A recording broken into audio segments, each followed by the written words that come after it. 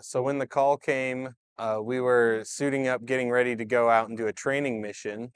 So I was already dressed out.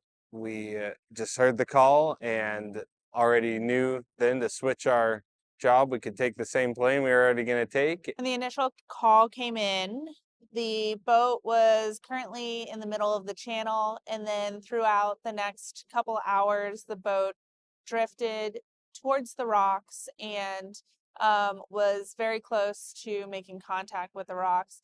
They threw their anchor overboard and they were able to drag it until it caught on rocks under the water. Finally got the confirmation that they were at anchor and they weren't going to abandon ship, and that Sea Tow was coming on scene and was hoping to tow them back.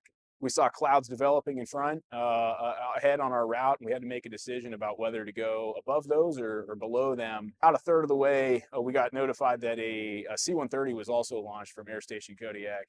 So we asked the C-130 what the tops of the clouds were at, and if there was a good, safe way for us to be able to get down once overhead on scene. And they were an extremely beneficial asset because they advised us the tops are around 8,000 feet and that the ceilings were broken on scene. So we elected to climb. We ended up at 10,000 feet en route over the mountains of the Kenai Peninsula. 10,000 feet is the max altitude of the helicopter. So we were using the helicopter to the maximum of its capability in order to get there in the shortest amount of time and as safely as possible. Once we got on scene, Sea Tow was next to them, and they were able to actually float them a line and get hooked up. They thought that their towing evolution was going to be successful, so they cut their anchor line.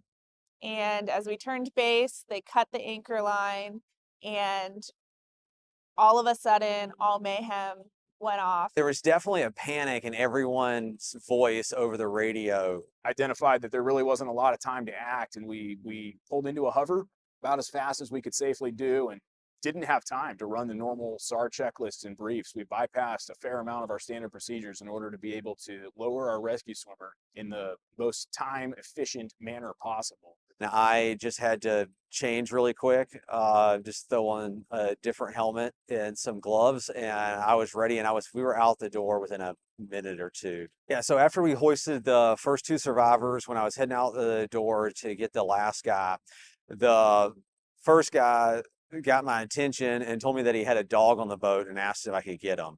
And I definitely was kind of paused for a minute because the way we were hoisting everybody with the quick strap doesn't really fit a dog.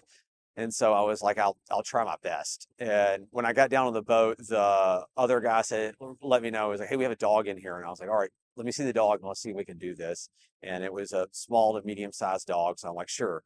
And so I hooked up the last guy, and then we both just kind of held on to the dog and we hoisted off and got up the helicopter safely with the last survivor and the dog. This circumstance, we were able to recover the third survivor and that dog about 30 seconds before the vessel impacted the rocks and started getting smashed pretty hard into the shoreline.